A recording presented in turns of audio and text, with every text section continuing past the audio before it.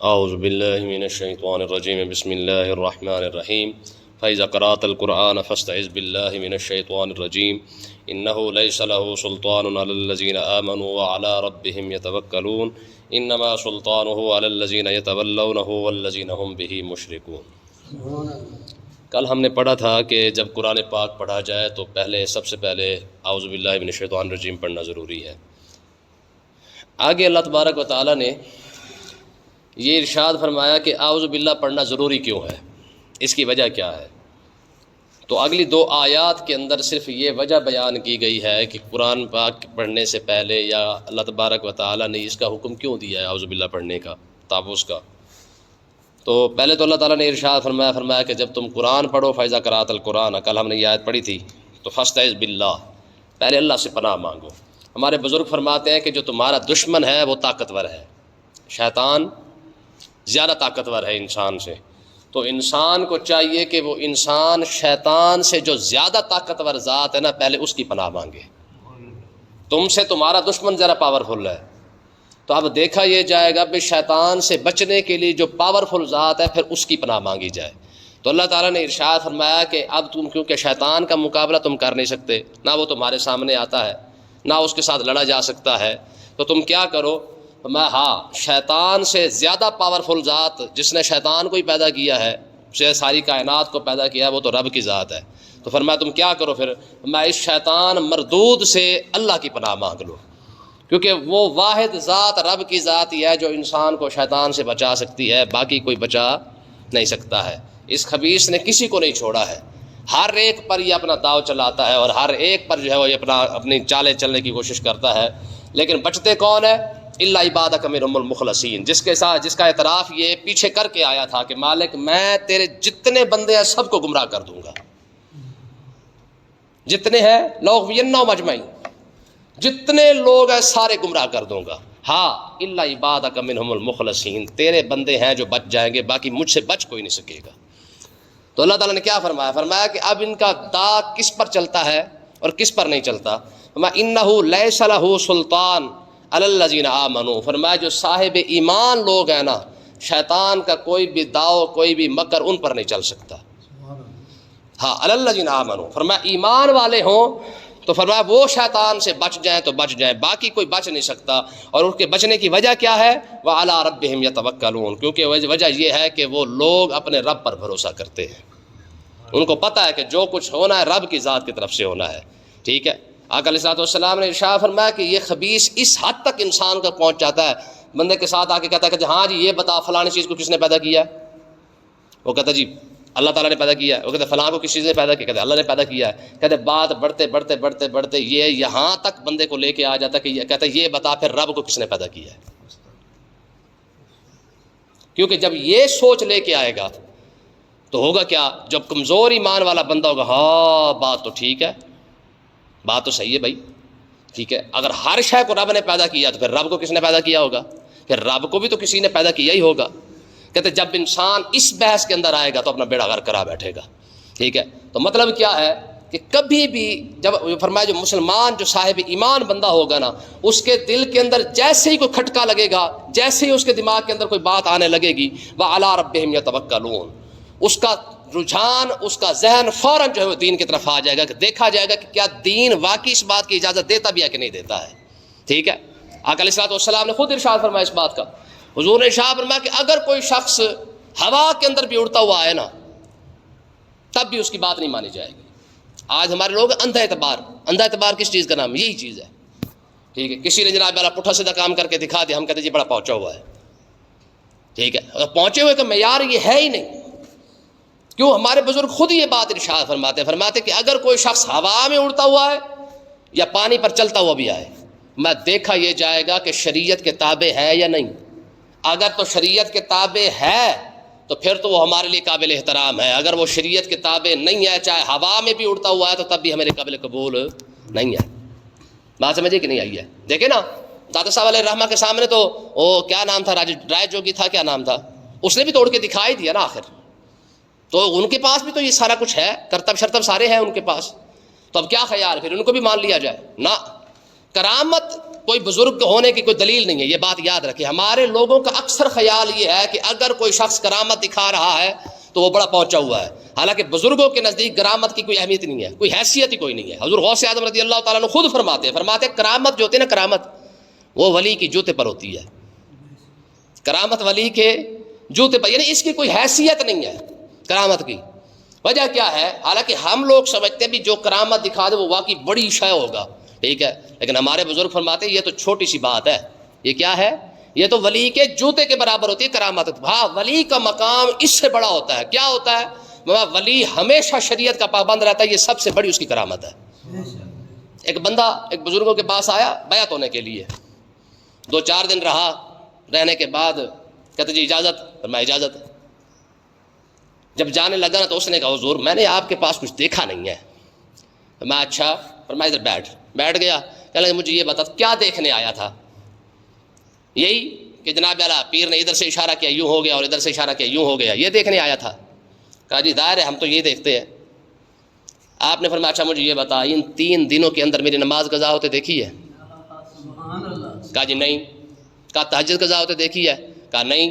کہا غیر شرعی کوئی کام کرتے دیکھا ہے؟ کہا نہیں۔ کہا ظالم مجھے بتا اس سے بڑی کرامت اور کیا ہوتی ہے؟ اس سے بڑی بھی کوئی کرامت ہو سکتی ہے کہ ایک بندہ جناب والا پوری زندگی شریعت کے تابع گزار رہا ہے، ٹھیک ہے جی، ہر بات کو شریعت کے مطابق اپنی وہ زندگی گزارتا جا رہا ہے، اس سے بڑی اور کرامت کیا ہو سکتی ہے؟ لیکن نا جی ہمارے ہاں سب سے بڑی حضور غوث اعظم کی کرامت کون سی ہے؟ بیڑا ترانے والی، یہ مشہور ہے نا، مشہور ہے نا، لیکن حضور غوث اعظم کی اس سے بڑی کرامات موجود ہے۔ 1,00,000 بندہ جس نے اپنی زندگی کے اندر مفتی اعظم بنا کے باہر نکالا اور مجھے بتایا اس سے بڑی کرامت ہے کہ نہیں ہے؟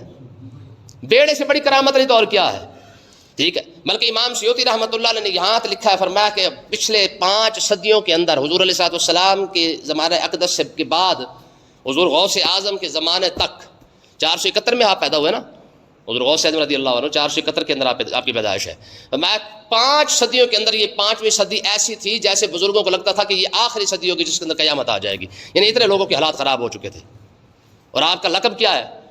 معین الدین، یہ حضور غوث اعظم کا لقب ہے باقاعدہ، محی الدین۔ معین الدین کیا؟ محی الدین کیا مطلب ہے؟ دین کو زندہ کرنے والا۔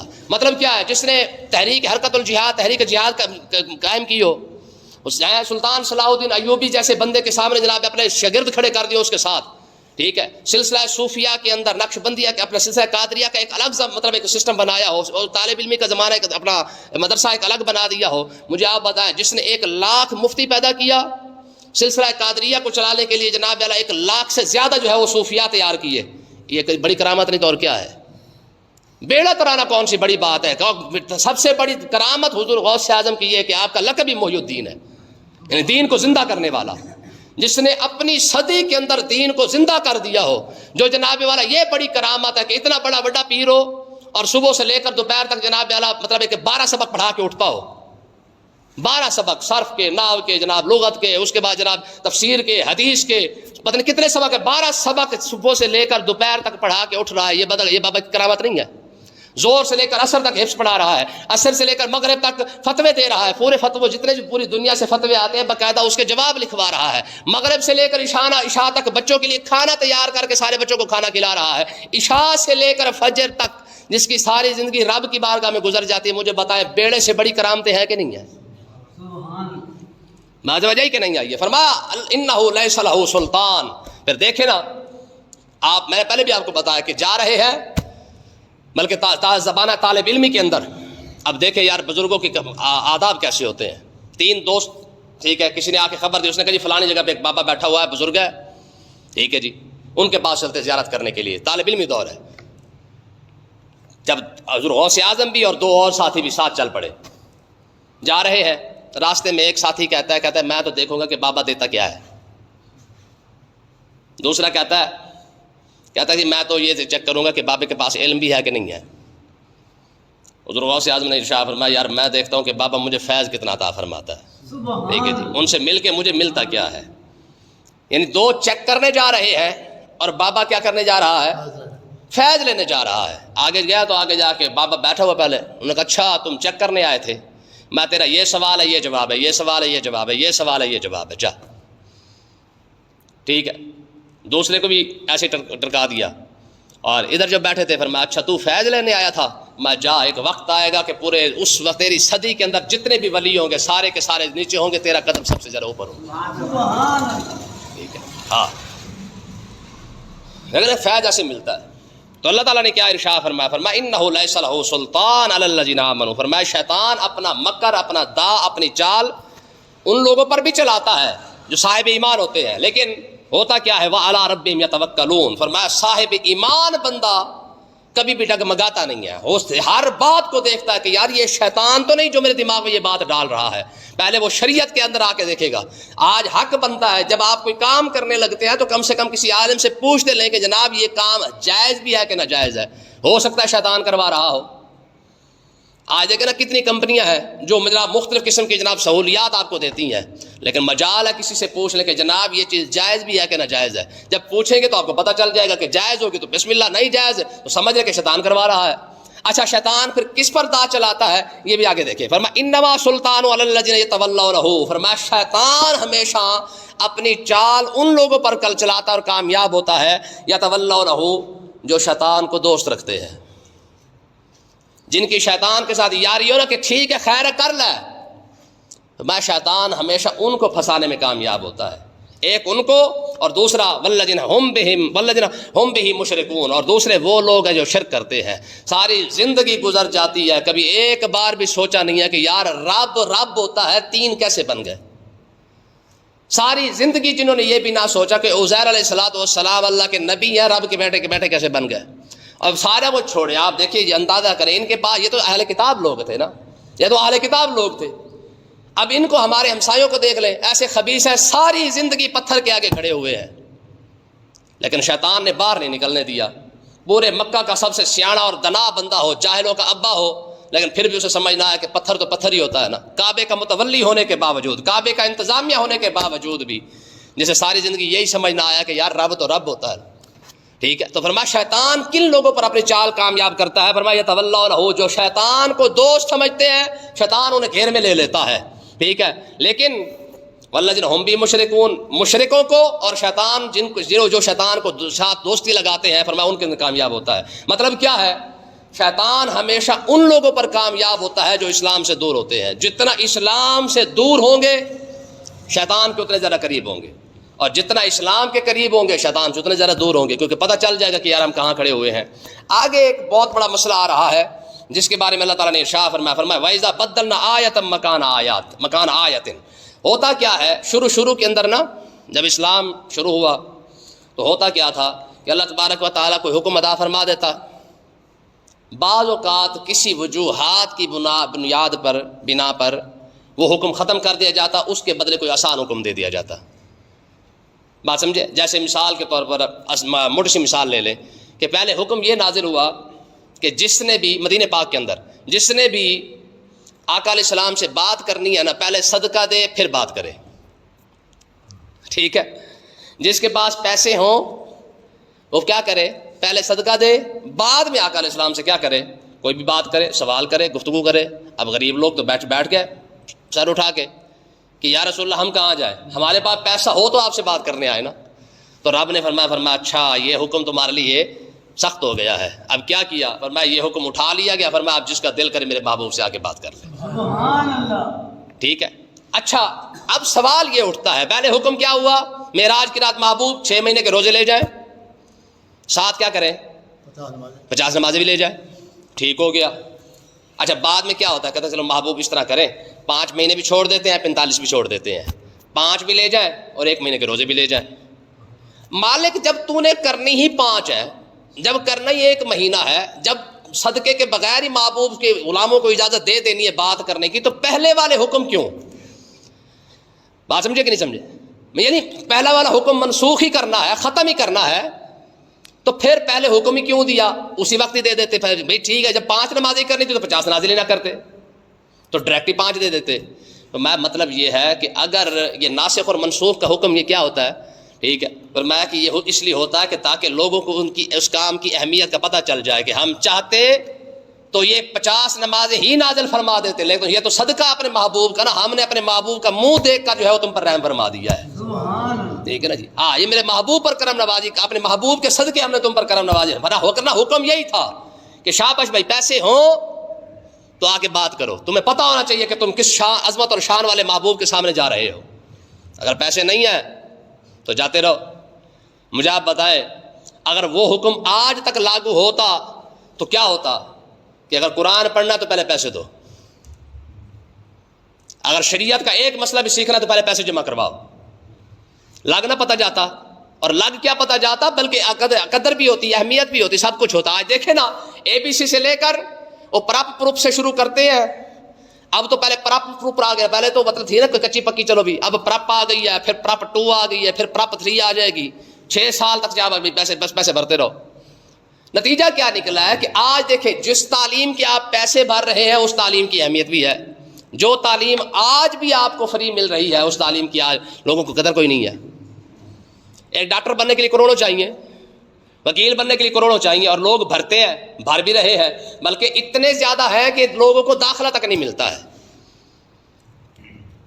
لیکن قرآن تو آج بھی فری مل رہا ہے, لیکن اس کے باوجود بھی کوئی بابت نہیں ہے, قدر نہیں ہے. تو اللہ تعالیٰ نے کیا ارشاد فرمایا صرف ہم نے وہ دکھایا اس لیے تھا تاکہ لوگوں کو پتہ چل جائے کہ یہ حکم ہو سکتا تھا, لیکن ہم نے تم پر کرم فرماتے ہوئے کیا کیا کہ وہ حکم ہی ہم نے ختم کر دیا. تو اللہ تعالیٰ نے کیا ارشاد فرمایا وَإِذَا بَدَّلْنَا آیَةً مَكَانَ آیَةٍ, فرمایا جب ہم کسی آیت کو دوسری آیت سے بدل دیتے ہیں, یعنی ایک حکم کو دوسری حکم سے بدل دیتے ہیں, یعنی پہلے حکم یہ دیا پھر اس کو ختم کر کے فرمایا چلو یوں کر لو. فرمایا کیوں کرتے ہیں واللہ اعلم بما ينزل, فرمایا کہ اللہ تعالیٰ بہتر جانتا ہے کہ وہ کیوں ایسا کرتا ہے, کیوں نازل فرماتا ہے. پہلے حکم میں غور دیا ہے, اب حکم دوسرا حکم کیوں دے دیا ہے. تو فرمایا جب یہ اللہ تعالیٰ اس طریقے سے حکم دیتا ہے تو قالوا انما انت مفتر, اور جاہل لوگ جو ہوتے ہیں اکثرهم لا يعلمون بل اکثرهم لا يعلمون, فرمایا جو جاہل لوگ ہیں جو ہوتے ہیں کافر لوگ تھے وہ کیا کرتے تھے, کہتے انما انت مفتر, کہتے یہ تو اپنی طرف سے خود ہی بنا کے لاتے ہیں, کل حکم کوئی اور تھا آج حکم اور آ گیا ہے. بات سمجھ آئی کہ نہیں آئی. رب نے رحمت نازل کی ہے ناسخ اور منسوخ کی وجہ سے. قرآن کی کتنی آیات, کچھ آیات تو یاد رکھیں ایسی بھی تھیں جو نازل تو ہوئیں, بعد میں ان کو اٹھا لیا گیا, ان کی تلاوت لوگوں کے ذہن سے نکال دی گئی. ٹھیک ہے, امام سیوطی رحمۃ اللہ علیہ نے 19 آیتیں کہا ہے کہ 19 آیتیں ہیں یعنی حکم ہے جو اللہ تعالیٰ نے پہلے نازل فرمایا بعد میں تبدیل کر دیے. بعد میں شاہ ولی اللہ محدث دہلوی رحمۃ اللہ علیہ فرمایا نہیں وہ 5 حکم تھے. ٹھیک ہے نا, یہ 5 آیتیں ہیں جن کا حکم جو ہے وہ تبدیل کیا گیا ہے.